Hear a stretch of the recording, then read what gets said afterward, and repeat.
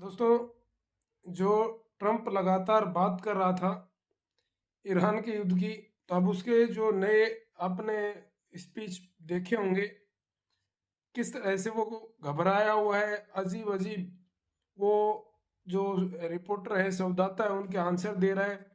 कभी तो कहता है कि मैं इस युद्ध को ख़त्म करने वाला हूँ, कभी कहता है कि ईरान हार गया है, कभी ये कहता है कि अब 2 हफ्तों के बाद में, मतलब 2 हफ्तों के बाद में हम जो ईरान के ऊपर ज़मीनी हमला करेंगे और बहुत बड़ा हमला करेंगे।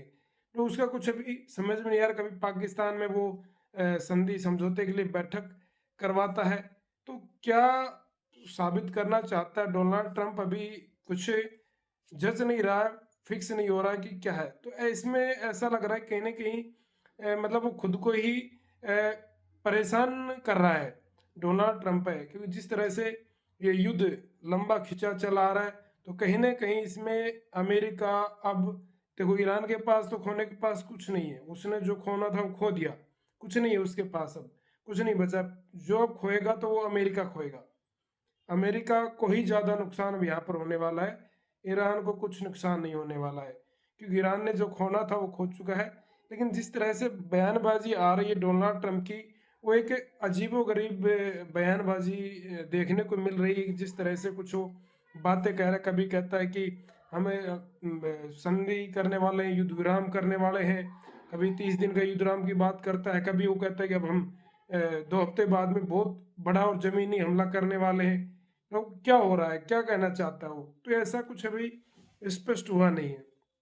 और जिस तरह से जो नाटो के देश सदस्य थे, उन्होंने स्पष्ट कह दिया कि नाटो से यदि अमेरिका अलग होना चाहता तो हो सकता है, हमें उससे कोई मतलब नहीं है, हम तो नाटो में रहेंगे। यदि अमेरिका चाहता तो अलग हो सकती, नाटो कोई अमेरिका का अकेला का संगठन थोड़ी है। हालांकि मानते हैं कि इसका जो नाटो को जो संगठन का निर्माण 1949 में अमेरिका के द्वारा किया गया था, जब शीत युद्ध चल रहा था उस समय, दूसरी साइड में रूस था, सोवियत संघ था, और एक साइड में संयुक्त राज्य अमेरिका था। तो उधर तो रूस ने वार्सा पैक्ट बनाया 1955 में इसके विरुद्ध, नाटो के विरुद्ध, जो 1949 में नाटो बना था उसके विरुद्ध। ये दोनों संगठन उसी समय बने थे। तो नाटो भी पश्चिमी गुट था, जो पश्चिमी देश थे उन छोटे छोटे देशों को अपने साथ शामिल किया। इसने अपना गुट बनाया दबदबा दिखाने के लिए, और कहा गया कि आपकी रक्षा मैं करूंगा। अमेरिका ने उस समय क्या कहा था कि आपकी रक्षा मैं करूंगा, आप मेरे साथ जुड़िए। लेकिन आज अमेरिका ही उनसे सहायता मांग रहा है, कह रहा है कि आप मेरे साथ आइए, मेरा हेल्प कीजिए, मुझे सहायता दीजिए। तो जो देश हैं, और उनके साथ पहले की चीज़ें अलग थी, आज से 50 60 साल 70 साल पहले की बात है। तो आज वो देश विकसित हो चुके हैं, और उन्हें अपनी राजनीति समझ में आती है, उनकी अपनी फॉरेन पॉलिसी, विदेश नीति है वो समझ में आती है। तो उन्होंने स्पष्ट कह दिया कि हमें इससे कोई मतलब नहीं है, आप नाटो में रहें न रहें, हम तो अपने, हमें लगेगा कि हमें ज़रूरत है, अब हम कहाँ पर हमें अमेरिका की सहायता करनी, कहाँ नहीं करनी, वो हमें सब पता है।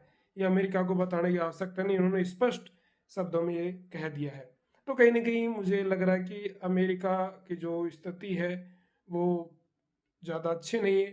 हालांकि अमेरिकी अमेरिका के लगभग लाखों लोगों ने अभी विरोध आंदोलन किया था अमेरिका में, इस चीज़ के विरुद्ध कि किस क्यों अमेरिका को युद्ध में डाला जा रहा है ज़बरदस्ती। तो काफ़ी लाखों लोग इकट्ठा हुए थे डोनाल्ड ट्रंप के विरुद्ध। तो हालांकि अभी युद्ध पूर्ण रूप से समाप्त नहीं हुआ, अभी चल ही रहा है, अभी इस पर हमारी नज़र बने हुए हैं। लेकिन जिस तरह से डोनाल्ड ट्रंप के बयानबाजी आ रही है, उसमें हमें संदेह लग रहा है कि वो युद्ध ज़्यादा लंबा नहीं खींच सकता।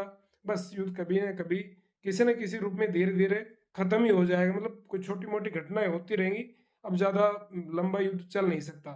लेकिन दूसरी चीज़ और आपको मैं बताता हूँ, पहले जिन्होंने मेरा चैनल सब्सक्राइब नहीं किया, मेरा चैनल सब्सक्राइब कर लें।